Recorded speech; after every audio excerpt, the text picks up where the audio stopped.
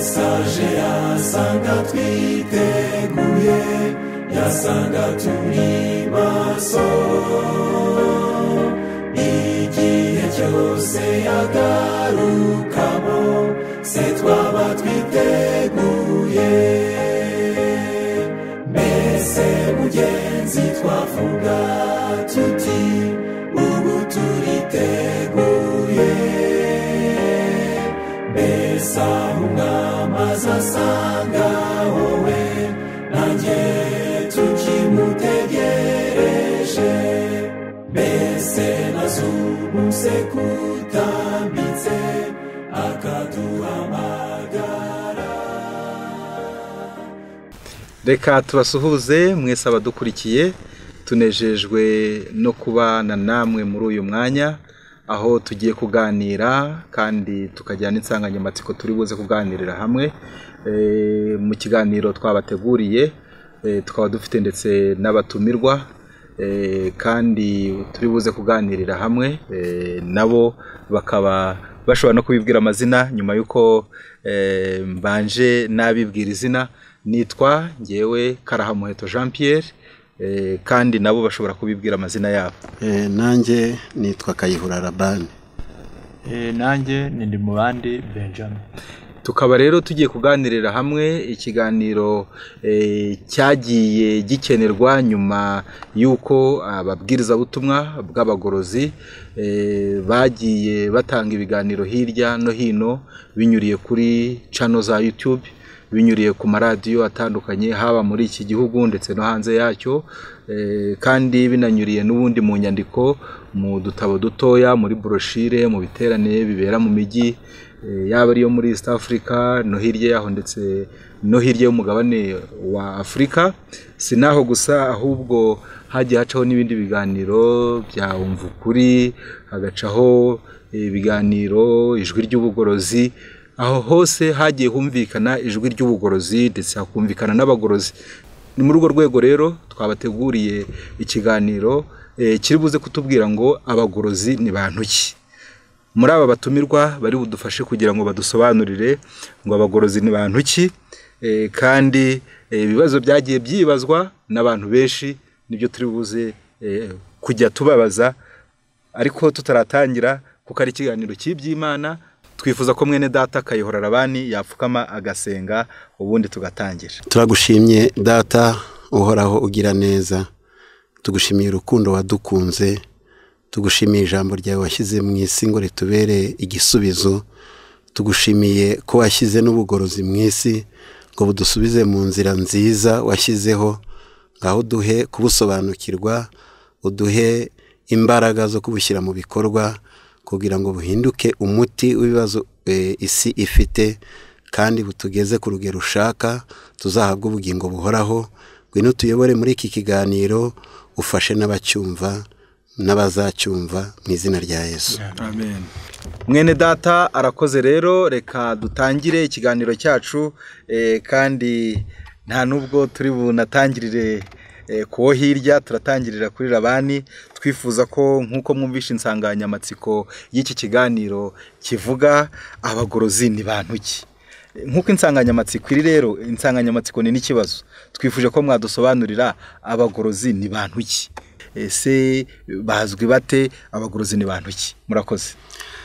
Murakoze cyane, kandi kuba dukurikiye nabibazaga ibyo bibazo birumvikana koko umuntu uzi ubwenge ibyo yumva arabiyungurura akanyuza mu nyurabwenge akabyibaza, yaba afite n'ibyo yasomye akabigereranya.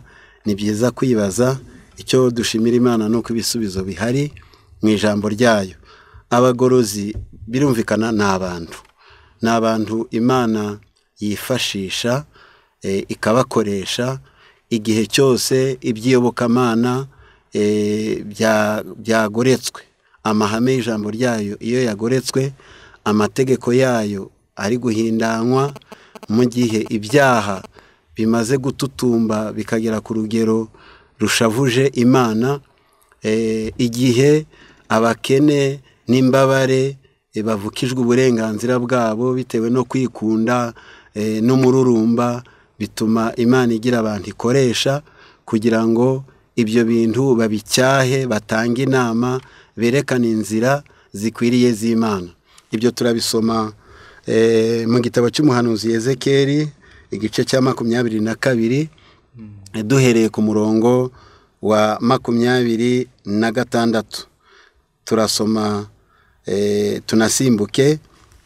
Abatambyi bacyo bishe amategeko yanjye ku rugomo, banziruriye ibintu byanjye byera, ntibashyize itandukaniro hagati y'ibyera n'ibitejejwe, ntibamenyesheje abantu gutandukanya ibyanduye n'ibitanduye, kandi n'amasabato yanjye barayirengagije, maze nsuzugurirwa muri bo. Hepfo hati 28, n'abahanuzi baho babihomesheje ishwagara idakomeye, bakabona iyerekwa ry'ibinyoma, kandi bakabahanurira ibinyoma bavuga bati Uwiteka, Uwiteka yavuze, kandi Uwiteka ari ntacyo yavuze. 29, abantu bo mu gihugu bagize urugomo, bakajya bambura ndetse bakagirira n'abakene n'indushyi, n'uwigendera bakamurenganya. 30, kandi nashatse umuntu wo muri bo wasana inkike ngo ahagarare imbere yanjye mu cyuho, ahagarariye igihugu kugira ngo ntakirimbura, ariko ntawe nabonye. Iyo byagenze bityo, Imana ishaka abantu bakumva ijwi ryayo ngo ibagire ibikoresho. Bashobora kuba bake cyangwa bakaba benshi, bashobora no kuba abakene cyangwa yishoboye, ashobora kuba yarize cyangwa atarize. Noneho Imana ikabakoresha kugira ngo basubize amahame y'Imana mu mwanya wayo. Murakoze. Murakoze. Reka rero dukomeze ikiganiro cyacu, ariko tunakomeza no kunguka byinshi. Reka tubaze rero ndi mu bandi, nk'uko yatwibwiye ndi mu bandi Benjamin, ikibazo tubabaza, izina Abagorozi ryavuye riva kuki, ni izina ki? Murakoze cyane. Izina Abagorozi turarisobanura, ariko nk'uko n'andi mazina menshi aba ameze, hari izina umuntu ahabwa n'umubyeyi we, ariko hari n'amazina aturuka ku mirimo umuntu akora. Rero izina Abagorozi riva ku nshinga kugorora. Kugorora ni umurimo ukorwa mu by'iyobokamana, noneho abakora uwo murimo akaba aribo bitwa abagorozi. Ibyo dushobora kubisoma muri Yeremiya, kuko Imana ijya ihamagarira abantu gukora umurimo wo kugorora, nk'uko mugenzi wanjye yabivuze. Iyo hamaze kononekara bya bintu bitatu yatubwiye, amahame, iyo yamaze kononekara, imico y'abantu iyo yamaze kononekara, abakene n'abatishoboye bakandamijwe bakimwa uburenganzira bwabo, Imana ihagurutsa abantu ikabategeka gukora kino kintu Yeremiya yavuze. Ni mu gitabo cya Yeremiya 7:3, Uwiteka Nyiringabo Imana y'Isirayeli ivuga iti, nimugorore inzira zanyu n'ingeso zanyu, nanjye nzabaha gutura aha hantu. Timukiringira amagambo y'ibinyoma ngo muvuge muti urusengero rw'Uwiteka, urusengero rw'Uwiteka, urusengero rw'Uwiteka nguru. Kuko nimugorora rwose inzira zanyu n'ingeso zanyu, mugasohoza imanza zitabera z'umuntu n'umuturanyi we, timubonerana umushyitsi n'imfubyi n'umupfakazi, timuvushiriza amaraso atariho urubanza hano, timukurikire izindi mana zitabateza amakuba, nibwo nzabaha gutura aha hantu, igihugu nahaye ba sogokuruza uhereye kera ukageza iteka ryose. Rero nk'uko dusoma nanone muri Yesaya igice cya 58 umurongo wa 12, naho hari ijambo rishobora kudufasha kugira ngo turusheho kumva uriya murongo wo muri Yeremiya n'ikibazo mwabajije cyangwa kibazwa na benshi kibe kibonye igisubizo. 12, n'abazagukomokaho bazubaka mu matongo ya kera yasenyutse, uzongera gushinga imfatiro zariho ku ngoma nyinshi, kandi uzitwa uwica ibyuho, kandi usibura inzira zijya mu ngo. Noneho mu gitabo cyitwa ubusobanuro bwa Bibiliya, ni umuzingo wa 4, urupapuro rw'1151, hari amagambo avuga ngo ibiranga abagorozi nyakuri. Aha tuhabona ibimenyetso biranga abazaba abagorozi, bazagendana ibendera ry'ubutumwa bwa Marika wa 3. Abarahirira kuba abantu b'Imana bitondera amategeko yayo kandi bubaha Imana, bamaramarije imbere y'isi yose gusubizaho imfatiro za kera. Ninde ubahamagara? Abasana imitutu, abasibura inzira ni Imana. Amazina yabo yanditswe mu ijuru ko ari abagorozi, abasana imitutu, bagasubizaho imfatiro zariho ku ngoma nyinshi. Imana niyo iha abayikorera uyu murimo wo gusubiza ibintu mu mwanya wabyo. Imana niyo ibaha izina yuko ari abagorozi. Murakoze cyane namwe. Reka rero dukomeze tujye imbere mu kiganiro cyacu ku busobanuro muduhaye, kandi tubonye ijambo rivuga kugorora inzira, kugorora ingeso. Sinaho gusa, tubonye ko mu gitabo usomye hatubwiye ko Imana ari ibahamagara ko ari abagorozi, ko amazina yabo yanditswe mu bitabo byo mu ijuru. Ikibazo cyakwibazwa dushobora kubaza mwene data nawe Rabani, ni ikibazo kibaza ngo mbese nimwe ba mbere abagorozi, nimwe ba mbere cyangwa hari abandi bagorozi babayeho mbere y'ubu ngubu? Murakoze cyane. Ni ikibazo cyiza kandi koko abantu bibaza, bamwe bagatekereza ko abagorozi n'ubugorozi ari ibintu by'inzaduka, bwaba ari bwo bwa mbere ubyumva, ariko byo bisanzwe. Icyakora baba ari abantu basanzwe, ariko ubutumwa abantu badasanzwe bashya, ariko ubutumwa bw'ubugorozi burasanzwe, bwabayeho uhereye kera, kuko si bwo amahame yagorekwa, ntabwo ari bwo bwa mbere imico y'abantu yononekaye. Muri za mpamvu zituma ubugorozi bubaho, babayeho ari mu gihe cya Eliya, yabaye umugorozi. Ni ukuvuga ngo Imana ishobora gufata umuhanuzi akagorora, intumwa ikagorora. Niko byagenze rero kuri Eliya. Abantu b'icyo gihe bari bayobowe na Ahabu n'umugore we Yezebeli, bamaze kwica amategeko y'Imana no kwica abahanuzi, yarahagurutse aragorora, kandi Imana yaramufashije. Umugabane munini ugaruka mu nzira z'Uwiteka. Yeremiya, Nehemiya bagiye bakora mu bihe bitandukanye, icyakora bagahangana n'ibihe bikomeye, bagahangana n'idini ryariho, ubundi bagahangana n'abo banyabyaha, ariko bo bari gukoresha intwaro y'urukundo n'ijambo ry'Imana, kuko Imana itaneshwa. Ndetse no mu gihe cya Yesu, mbere y'uko avuka, yabanjirijwe na Yohana Umubatiza. Yohana Umubatiza nawe yari umugorozi. Tubisoma mu gitabo cya Luka mu gice cya 3, ijambo ry'Imana rimuvugaho aya magambo. Igice cya 3 cya Luka handitse ayo magambo avuga ngo, ku murongo wa 3, ajya mu gihugu cyose giteganye na Yorodani, abwiriza abantu iby'umubatizo wo kwihana no kubabarirwa ibyaha, nk'uko byanditswe mu gitabo cy'amagambo y'umuhanuzi Yesaya ngo, ijwi ry'urangurira mu butayu ati, nimutunganye inzira y'Uwiteka, mugorore inzira ze. Igikombe cyose kizuzuzwa, umusozi wose n'agasozi bizaringanizwa, n'ibigoramye bizagororoka. Ngo hari ibintu bigoramye.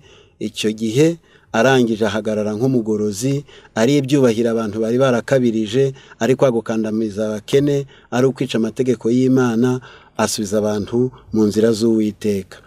Ndetse no mu gihe cy'umwijima, mu gihe cy'ubuprotestanti, bwavutse burya binyuriye mu bugorozi. Abantu bahakana inyigisho z'abantu, Imana ihagurutsa abagorozi batandukanye mu bihugu bitandukanye. Uwo twavuga cyane ni nka Martin Luther, arazwi no mu mateka asanzwe.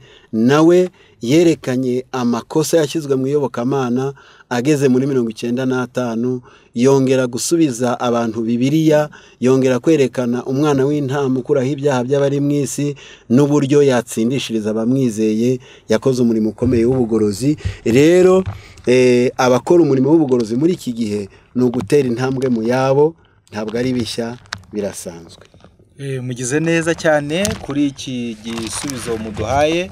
Reka twongere tubaze kandi mwene data ndi mu bandi ubwo nawe ari hafi, nawe yongere agire ikindi atwunganiraho. Intego nyamukuru y'abagorozi ba none n'iy'abagorozi ba kera ni iyi, ese zirasa? Murakoze cyane. Intego nyamukuru y'abagorozi ba kera n'iy'abubu ngubu zigomba kuba zisa, kubera ko aba ari abantu bafite ifuhe ryo kubona iby'Imana byandagazwa, biteshwa agaciro, abantu babigenza uko bishakiye. Intego yabo bose abo ngabo tuvuze abakera n'abubu, twayisoma mu gitabo cya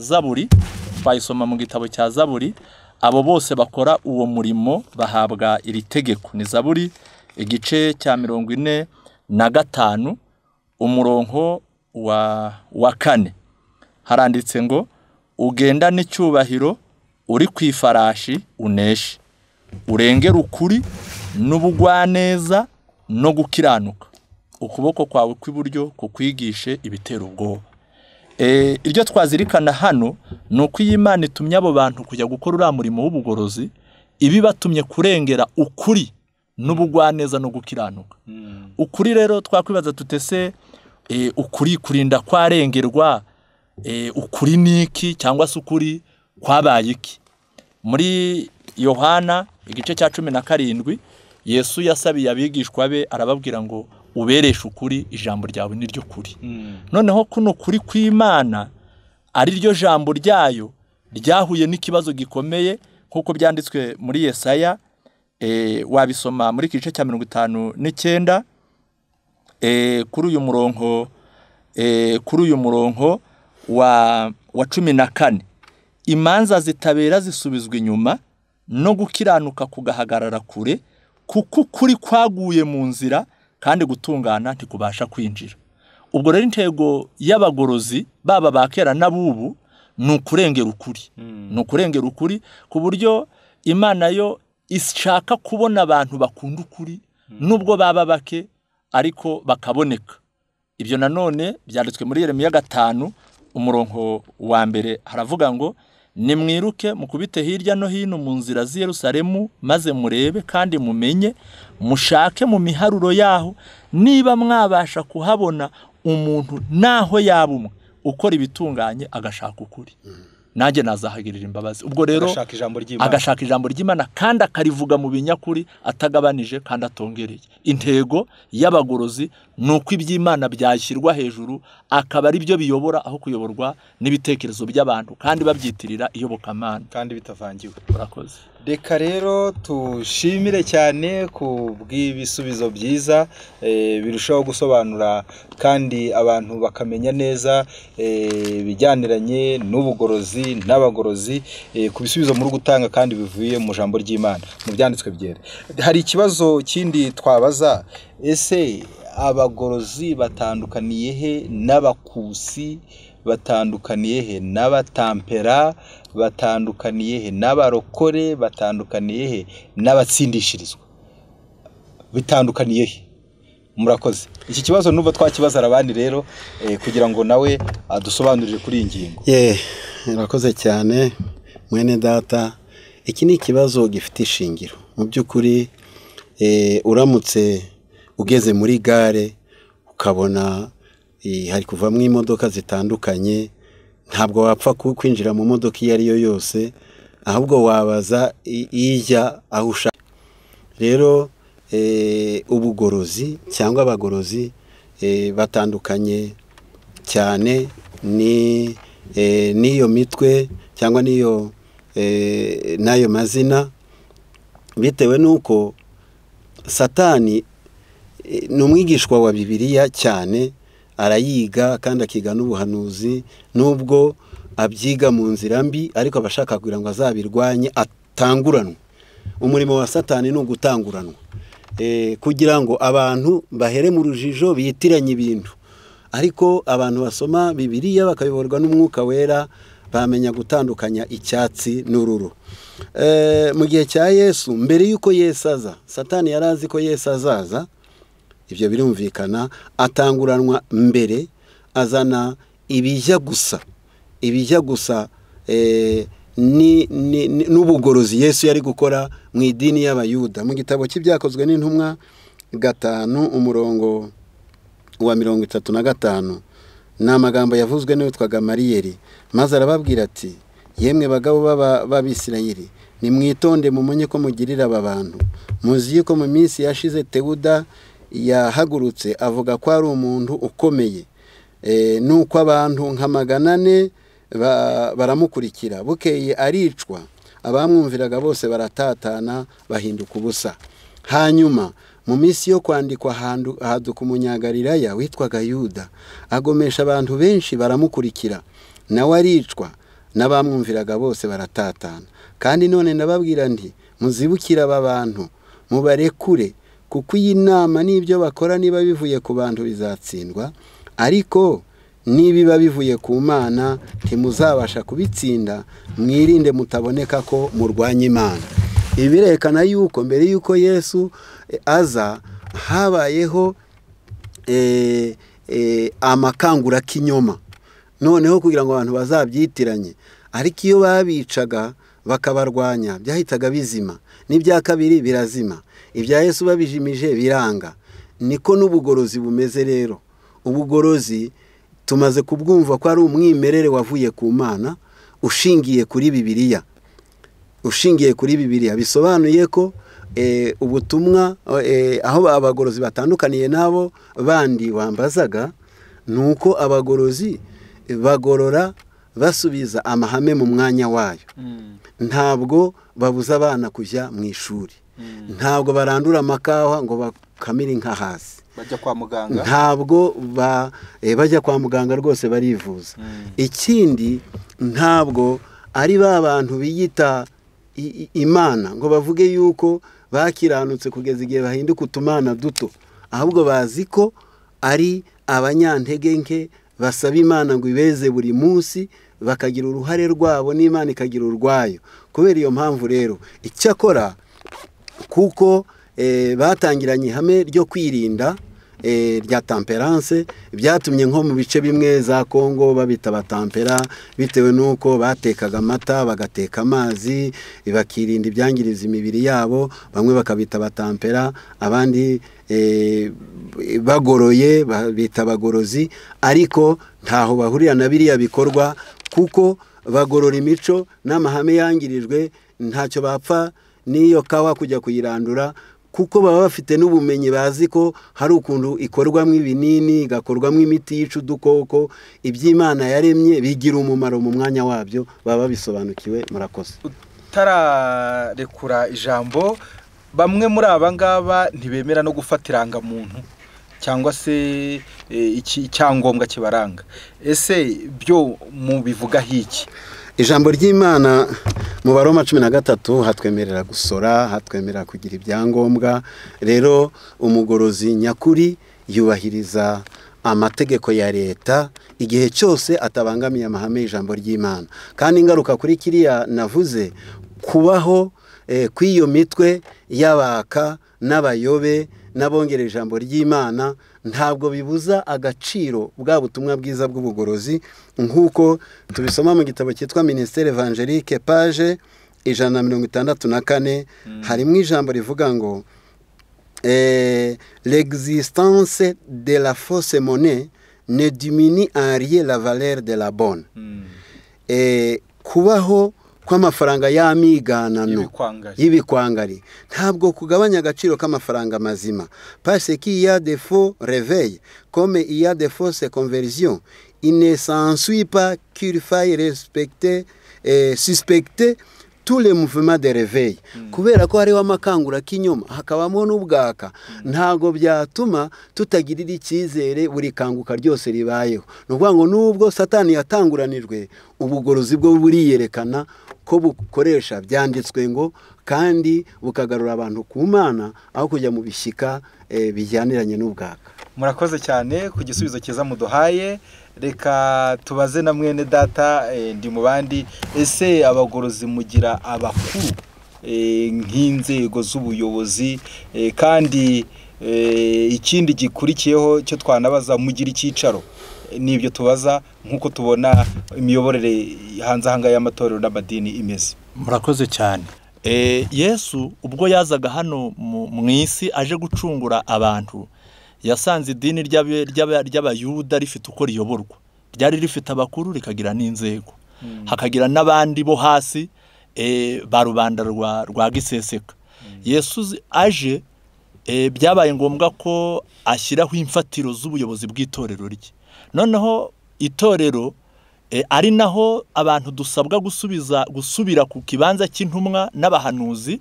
Ibyo nk'uko byanditswe mu Efeso igice cya 2:20 ngo twubatse ku rufatiro rw'intumwa n'abahanuzi kandi Yesu Kristo niwe buye rikomeza imfuruka. Ubwo ibyo Yesu yakoze mu itorero nibyo natwe nk'abagorozi dusabwa gukora, n'ubuyobozi bwariho mu gihe cye nibwo natwe dusabwa kuba dufite. Ubuyobozi bwo mu gihe cya Yesu bwari bunyuranye n'ubw'idini, bunanyuranye n'ubw'ubutegetsi bwari buriho, kuko ubutegetsi bwo rwose birakwiriye ko bugira inzego, burakwiriye ko bigira inzego zivuye hasi zikagera hejuru. Ariko ubuyobozi bw'itorero Yesu yashyizeho nibyo tugiye gusoma mu gisubizo cy'icyo kibazo. Twasoma mu gitabo cya Matayo igice cya 23 umurongo wa 9 n'uwa 10. Kandi ntimukagire umuntu wo mu isi mwita data, kuko se ari umwe, ari uwo mu ijuru. Aha yashakaga kuvuga base w'abantu mu madini, kuko iso wakubyaye we uramufite wemerwa no kumwitako. Ariko kuvuga ngo hari umuntu witwa se wa bose cyangwa wabake ariko ku by'idini, ibyo yarabibuzanije. Kandi ntimuzitwe abakuru, kuko umukuru wanyu ari umwe, ari Kristo. Ibi rero urumva ko Yesu nyiri torero abikuyeho, yanze ko hagira abantu bitwa abakuru bidini. Noneho ikibazo gikunda kwibazwa, se none abantu bayoborana bate bagakora umurimo w'Imana kandi batagira abakuru? Tutaragira ku gisubizo cy'icyo, reka turebe Yesu ibyo yashyizeho. We yaravuze ati kuko umwana w'umuntu, ni hano hepfo umurongo wa 11 haravuze ngo ahubwo uruta abandi muri mwe ajya b'umugaragu wanyu, uzishyira hejuru azacishwa bugufi, uzicisha bugufi azashyirwa hejuru. Iryo ni ryo hame mu byerekeranye n'ubuyobozi bwa Yesu. Ushaka kuba mukuru aba umugaragu. Nanone uyu murongo wadufasha ku gisubizo cy'icyo kibazo, kuko nk'abagorozi tugendera kuri handitswe ngo 20 muri Matayo umurongo wa 26. Ariko muri mwe siko biri, ahubwo ushaka kuba mukuru muri mwe ajya b'umugaragu wanyu, kandi ushaka kuba uw'imbere muri mwe ajya b'imbata yanyu. Kuko umwana w'umuntu ataje gukorerwa, ahubwo yaje gukorera abandi no gutangira ubugingo bwe kuba incungu ya benshi. Ubwo rero iki ngiki urumva ko Yesu niwe watanze urugero, ntiyakorerwa ahubwo akorera abandi. Noneho kugira ngo igisubizo tube cyuzuye, twakwifashisha n'amagambo ari mu gitabo cyitwa Uwifuzwa mu bihe byose. Mu Kinyarwanda ni page ya 463. Mu bwami bwo mu isi, gufata umwanya bishatse kuvuga kongererwa icyubahiro. Umuntu yavuga ko abaturage babereyeho gutunga abayobozi, imbaraga, uburinzi n'amabwiriza. Ubwo nibwo buryo abategetsi bakoresha kugira ngo bagenge rubanda. Abo mu nzego zo hejuru ni ibyabo gutekereza, gufata ibyemezo, kwishimisha no kuyobora. Naho rubanda rugufi bwo rugomba kumvira no kubakorera. Aho ni mu mategeko yo mu isi. Hepfo idini nayo ubwayo, kimwe n'ikindi kintu cyose, yari yarabaye nk'ubutegetsi. Mu gihe cya Yesu idini yari nk'ubutegetsi, usibye ko no muri iki gihe cyacu ariko biri. Idini nayo ubwayo yabaye nk'ubutegetsi. Rubanda rwagombaga kwizera no gukora ibihuje n'amabwiriza atangwa n'abo hejuru. Uburenganzira bwa muntu bwo kwitekerereza no kwikorera uko abyumva byari byarirengagijwe rwose. Kristo yashakaga gushinga ubwami bwe ku mahame anyuranye nayo. Noneho nicyo cyatumye abuza abantu kugira abakuru. Ariko umukuru arahari, kuko yavuze ati kuko umukuru wanyu ari umwe kandi niwe Kristo. Noneho na kiriya kibazo gisa na beyi cyo wabajije, tese none icyicaro gikuru kibaye. Ubundi mu by'ukuri birasanzwe, iyo hari institution cyangwa se ikigo runaka cyubakitse kikagira umukuru, ibukuru habaho umukuru ari. Aho umukuru ari niho haba ari nibukuru. Noneho mu gitabo cy'Abaefeso, natwe umukuru wacu aho ari we Yesu Kristo, niho ubukuru buri, niho hava amabwiriza. Hano muri kino gitabo haranditse ngo n'Abafilipi, murambabarira, n'Abafilipi gice cya 3 umurongo wa 20 haranditse ngo naho twebweho iwacu ni mu ijuru, niho dutegereje umukiza kwazava, niwe mwami Yesu Kristo. Yesu Kristo ubwo ari mu ijuru, ari we mukuru wacu, ari we mukuru w'itorero, uriyobora uritekerereza, aho ari niho ibukuru, niho amabwiriza yose ava, kandi ubwo yarayatanze ayandikisha mu byanditswe byera. Ubwo nicyo gisubizo cy'icyo kibazo. Murakoze cyane ku gisubizo cyiza muduhaye, murakoze cyane.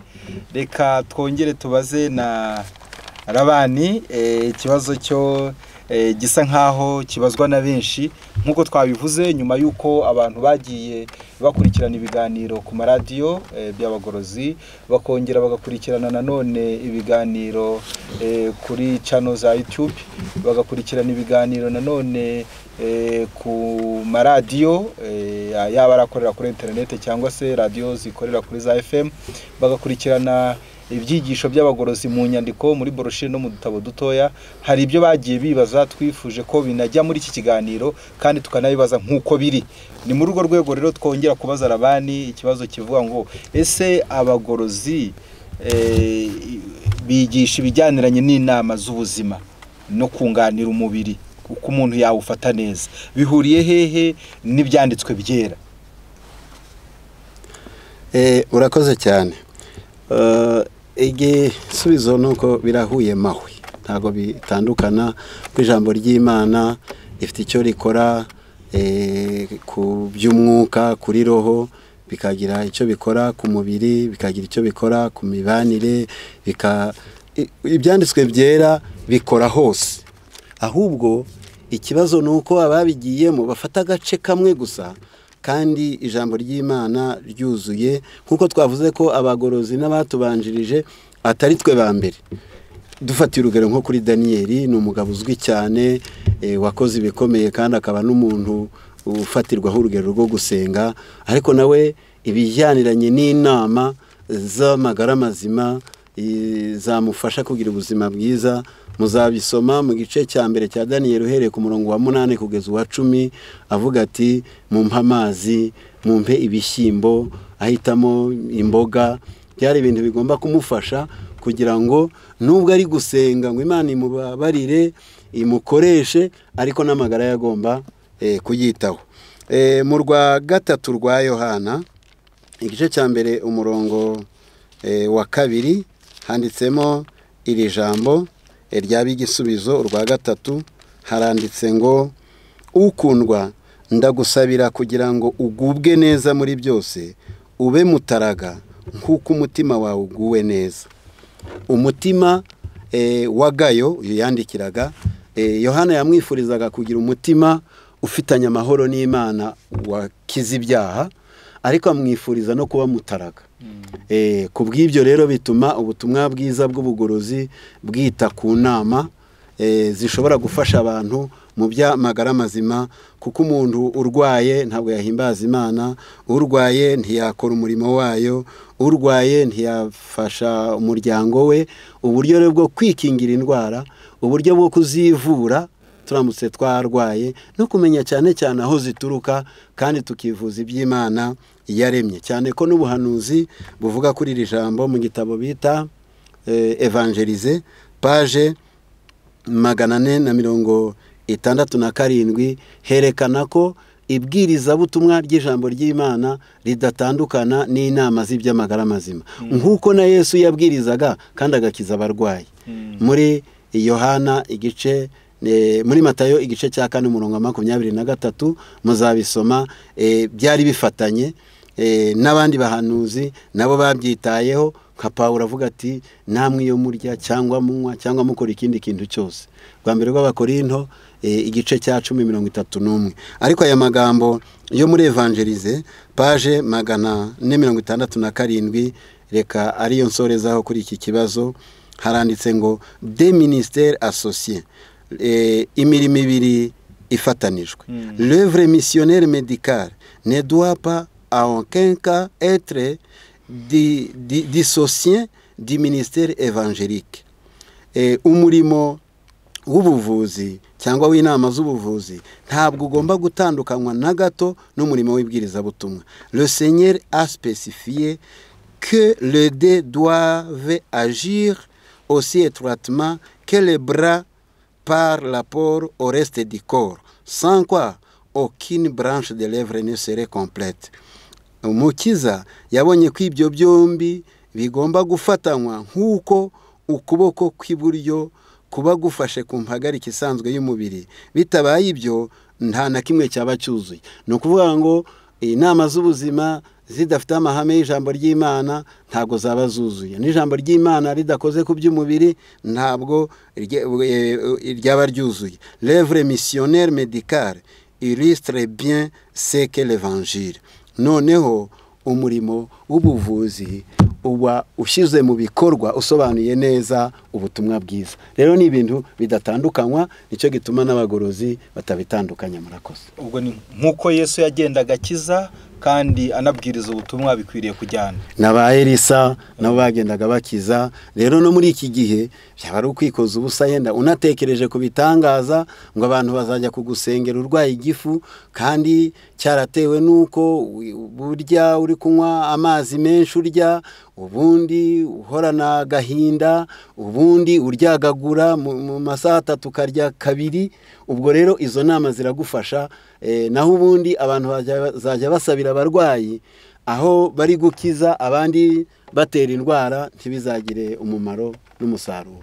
Murakoze cyane. Reka twimuke tujye ku kindi kibazo tugiye kongera tubaze ndi mu bandi Benjamin.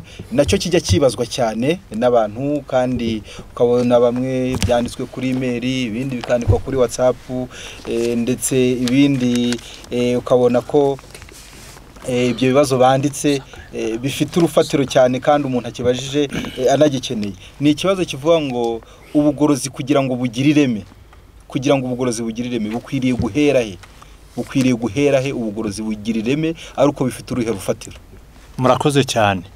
Mu by'ukuri umuntu wese waba afite umutima wo kunezeza Imana, akagira umutima wo gushaka kuzajya mu ijuru, akagira umutima wo kugendera mu byanditswe, birakwiriye ko yamenya aho ubugorozi bugomba guhera. Tutagiye kure, mu gitabo cy'imigani hatubwira aho bugomba guhera nyirizina. Hari umurongo urimo uvuga ngo rinda umutima wawe, ni mu gice cya 4 umurongo 23. Baravuga ngo rinda umutima wawe kuko ariho rinda umutima wawe kuruta ibindi byose birindwa, kuko ariho iby'ubugingo bikomoka. Imitima y'abantu uhereye ku wanjye ukageza ku wawe yagoretswe n'icyaha. Icyaha cyarayihindanije. Ubwo rero ubugorozi aho bugomba guhera hambere ni mu mutima w'umuntu. Nanone twakwifashisha ibihamya by'itorero, umuzingo wa 2 page ya 304, haravuga ngo celui qui veut réformer les autres devrait commencer par se réformer lui-même. Umuntu wese ushaka kugorora abandi akwiriye kwiheraho we ubwe. Icyo ni icyambere. Ariko nanone hirya yo kwakira ubwo bugorozi ngo umuntu umutima ugororoke umere nk'uko Imana ishaka, indi ntambwe ikwiriye gukurikiraho ni mu miryango yacu. Bukabonamo icyicaro, bukagira mu mutima w'umugabo, bukagira mu mutima w'umugore, bukagira mu mutima w'umwana. Iyo ubugorozi bubonye icyicaro mu muryango akaba ariho buhera, bigira umusaruro mwinshi. Ndetse ni nabyo Bibiliya yerekezaho mu buhanuzi bwahanuraga buno bugorozi ubu bw'iki gihe bwagereranijwe na Eliya. Kuko Eliya wa wundi wo mu gihe cya Ahabu wigeze avugwaho muri iki kiganiro atarakiriho igihe Maraki yahanuraga, bitewe n'ibintu bikomeye yakoze byo kugarura abantu ku Mana, n'abantu bazakora uwo murimo wo kugarura abantu ku Mana mu gihe giheruka bagereranijwe na Eliya. Noneho igice cya 4 cya Maraki umurongo wa 5 haravuga ngo dore nzaboherereza umuhanuzi Eliya umunsi w'Uwiteka ukomeye kandi uteye ubwoba utaragera. Azakora iki? Uwo ni uzasanganya imitima y'abana n'iyabase, kugira ngo ntazaza kurimbuza isi umuvumo. Gusanganya ni ukuyihuza, kuyerekeranya. Urebye muri kino gihe cyacu mu by'ukuri teranya umugongo. Abana n'ababyeyi ntibavuga rumwe. Abana berekeje mu byabo, ababyeyi bakerekeza mu byabo. Noneho igihe ubutumwa bw'ubugorozi buzaza mu gihe giheruka buhwanye n'ubwo Eliya yabwirije agarura abantu ku Mana, buzinjira no mu miryango, bwongere buhuze abana n'ababyeyi babo. twakwibaza ikibazo nkana kugira ngo wenda n'abatwumva cyangwa bazadukurikira bacyumve. Ese kubera iki ari ngombwa ko mu miryango habamwe ubutumwa bw'ubugorozi? Mu gitabo cyitwa umurimo w'ubuvuzi ni ku rupapuro rwa 295 haranditse ngo la restauration et le relèvement de l'humanité commence par la famille. Kuvugururwa no kuzahurwa kw'inyoko muntu guhera mu muryango, c'est-à-dire par l'œuvre des parents. Bishatse kuvuga ngo ni mu murimo w'ababyeyi. La société est composée de familles. Burya rubanda rugizwe n'imiryango. Kugira ngo abantu babe benshi, rubanda ruboneke, ariyo société bagizwe n'imiryango. Et cela c'est que la fo les chefs de ces dernières. Kandi rubanda ruzaba icyo abatware b'imiryango bazagena ko rubacu. Hano ijambo narangirizaho mu gisubizo nirivuga ngo le bien-être de la société, le progrès de l'église, la prospérité de l'état dépendent des influences familiales. Kumererwa neza kwa rubanda, iterambere ry'itorero no gukungahara n'umutuzo wa leta cyangwa w'igihugu, ibyo byose bikomoka ku cyo umuryango uzajya ukora, ku myitwarire y'umuryango. Influence y'umuryango ishobora gutuma societe iba nziza, igihugu kikaba cyiza, n'itorero rigatera imbere. Umuryango wakononekara, igihugu kibakaba cyononekaye, societe ikononekara, n'itorero ntirigire icyo rigeraho. Niyo mpamvu ubugorozi bwa mbere buhere mu mitima y'ababwakiriye, ariko bushinga imizi mu miryango bubone kujya mu isi. Murakoze cyane. Tugana ku musozo, hari ibibazo bike dushobora kubabaza kandi byibazwa na benshi. Ku isomo ryigeze risomwa mu gitabo cya Yeremiya igice cya 7 umurongo wa 3 havuzwe kugorora ibintu bibiri, harimo ingeso hakongera kabonekamo n'inzira.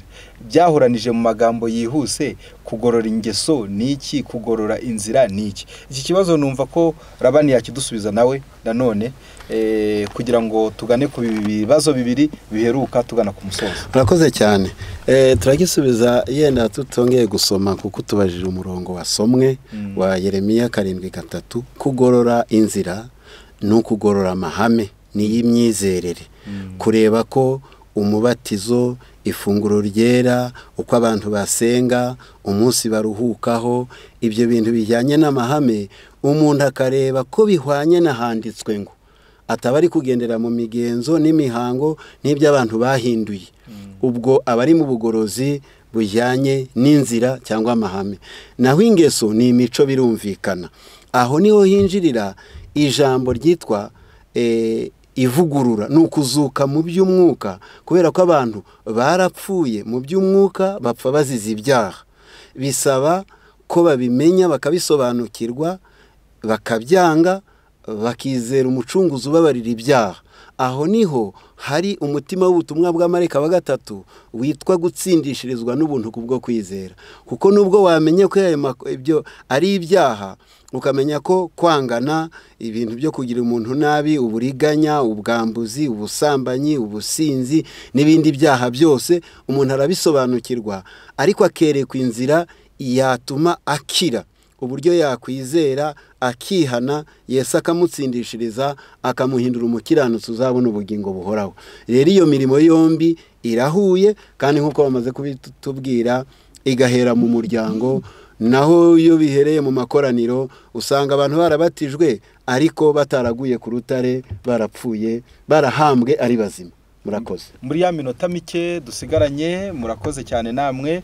Reka tubaze ndi mu bandi, mbese umuntu ntiyaba umugorozi akigumira mu dini cyangwa se itorero asanzwemo? Urakoze cyane. Kuri iki kibazo cyerekeranye n'uko umuntu yaba umugorozi kandi ari mu idini arimo, ni ikidashoboka, kubera ko iyi dini rimaze gushinga imizi ariko ryaratatiriye amahame y'ibyo kwizera Imana yavuze, riba ryubatse n'ubuyobozi n'ubushobozi, riba rifite n'abayobozi bafite ijambo bashaka ko abantu bavuga bikiranya n'ibyo bo bashyizeho. Noneho iyo umuntu aje ari umugorozi aba ari ukuvanaho iby'abantu ngo asubizeho iby'Imana. ubwo rero babandi bavanyeho iby'Imana bagashyiraho ibyabo ntibakumvikana nawe igihe uvanaho ibyabo ngo iby'Imana isubireho. Ndetse ku ruhande rw'abagorozi benshi bo mu bihe byashize nk'uko dusoma amateka, nta wazaga azanye ubutumwa bw'ubugorozi yifuza gutana n'idini yabaga arimo. Babaga bayakunze, basoma mu byanditswe bakabona ari umucyo mushya babonye, bakawubwiriza abandi bazi yuko abantu bari buwakirana umutima ukunze ubanejeje. Noneho byagera hagati uko kwanga uwo mucyo no kwanga ubwo butumwa nibyo byababyariraga gufata imyanzuro wo gutandukana nabo ariko batabishakaga. Ibyo twabisoma hano muri iki gitabo nsoma nihuta ku bwa ya minota n'ubifuzwe byose page 180 haranditse ngo kandi kuko wari umucyo w'ubugingo bw'abantu yanzwe n'abatware b'idini mu gihe cya Kristo, ni nako yagiye yangwa uko ibihe byakurikiranye. Inshuro nyinshi Kristo yajyaga yiyufura kuko yabigenjeje i Yudaya. Igihe abagorozi bavugaga ijambo ry'Imana ntibari bigeze na rimwe batekereza ibyo kwitandukanya n'amadini yari ariho. Abo ni abagorozi bo mu bihe byashize. Ariko abayobozi b'idini ntibashaka kugira icyo bamenya ku mucyo, ku buryo ababaga bawuzanye bahindukiriraga abafite inyota yo kumenya ukuri. Abo bawuzaniye ni abayobozi b'idini n'idini birumvikana, abayobozi babyanga noneho babandi bakajya kubibwira ababisonzeye. Abavuga ko bagera ikirenge mu cy'abagorozi buzuye umwuka nk'uwari ubarimo nimbarwa mu bantu bo muri iki gihe. Abantu bake cyane nibo bumva ijwi ry'Imana kandi bakaba biteguye kwakira ukuri aho kwaturuka hose. Abagera ikirenge mu cy'abagorozi bumva bahatiwe kureka amatorero yabo bakundaga kugira ngo babone uko bigisha mu mudendezo ukuri kuzuye kw'ijambo ry'Imana. Haba ubwo kenshi abashaka ukuri bumva bahatwa n'iyo nyigisho ngo bareke amatorero y'ababyeyi babo kugira ngo bakurikize imyizerere yabo mishya. Kuko iyo usomye ukuri kw'ijambo ry'Imana ugashaka kukumvira ukabona ukubangamiye adashaka kubishyira mu bikorwa nk'uko wabisomye, ikintu cyo kijya kibyara gutandukana.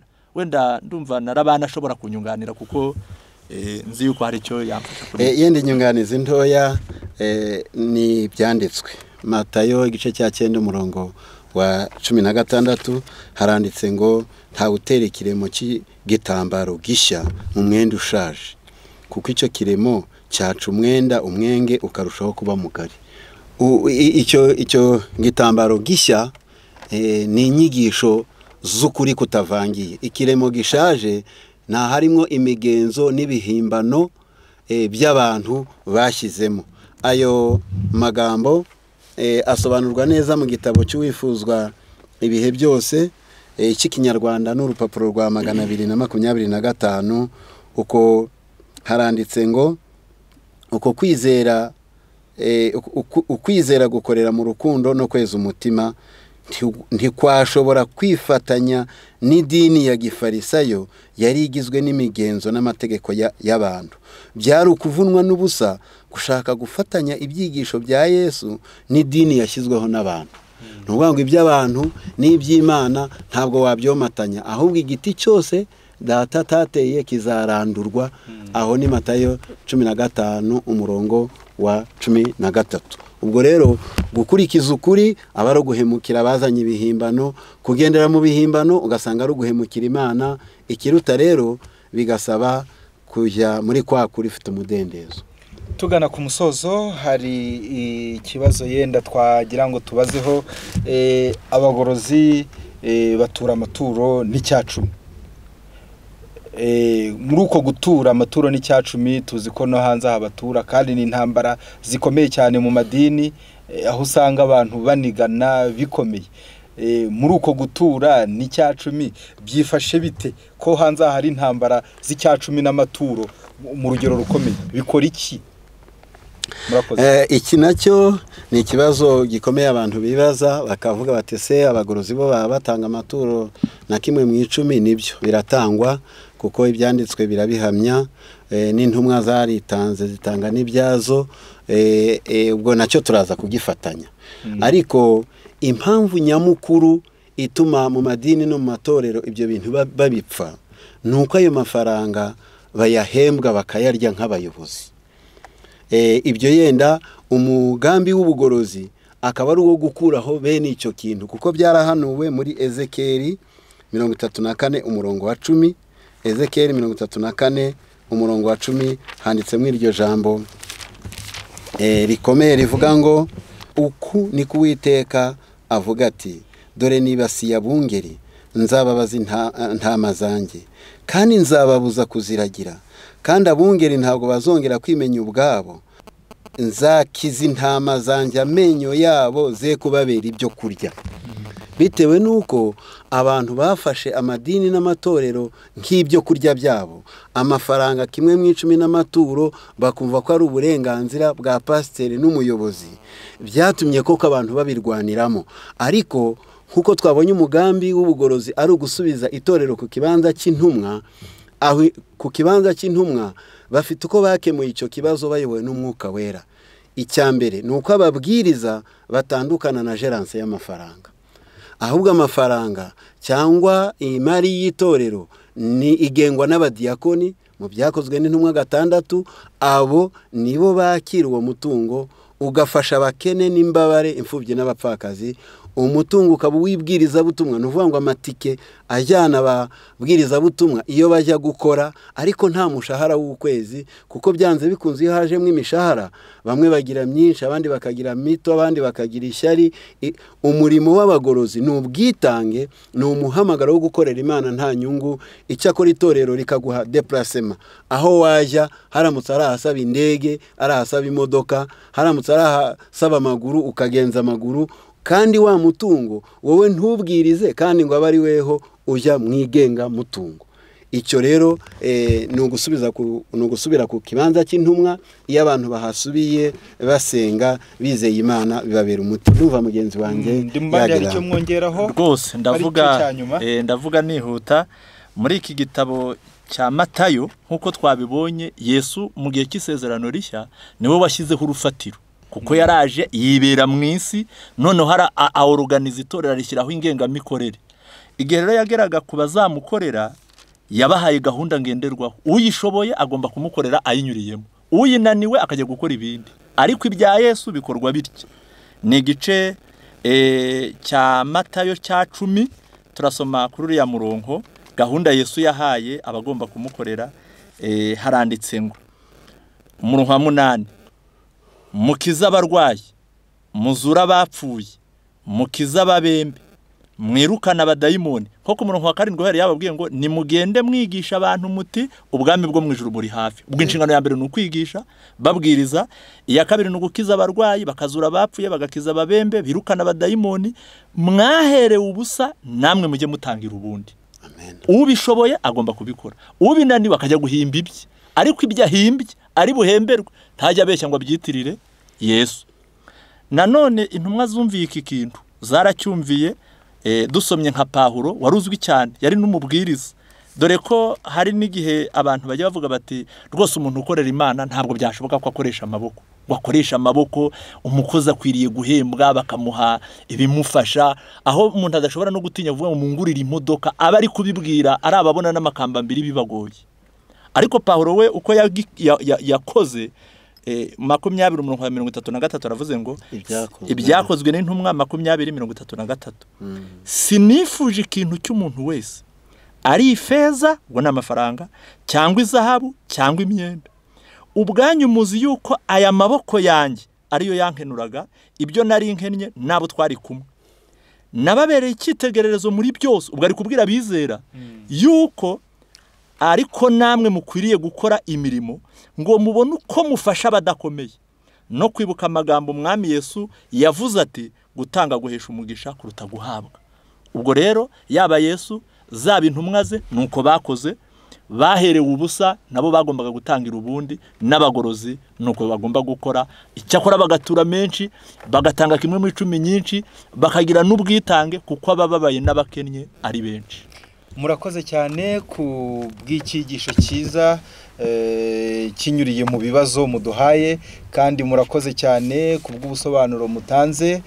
Twizere ko ku bantu bagiye babaza ibibazo banyuriye muri ya mirongo migari babashiye kubibona mu buryo burambuye kandi bwimbitse. Reka rero tubashimire kuba mwakurikiranye, kandi n'ibindi bizajya bikurikiraho, n'ibindi bigenda byibazwa tugenda twakira kuri email, ku ma WhatsApp, ku ma channel ya YouTube, tuzajya tugenda turushaho kubisubiza mu biganiro kugira ngo buri wese bisobanukirwe atuje kandi mu buryo bwagutse bwimbitse hasomwe ibyanditswe byera. Reka rero tusabe nk'uko twatangiye dusenze, tubwire mwene data ndi mu bandi, tumusabe nanone apfukame, noneho narangiza asenge, maze ubundi dusoze. Dusenge.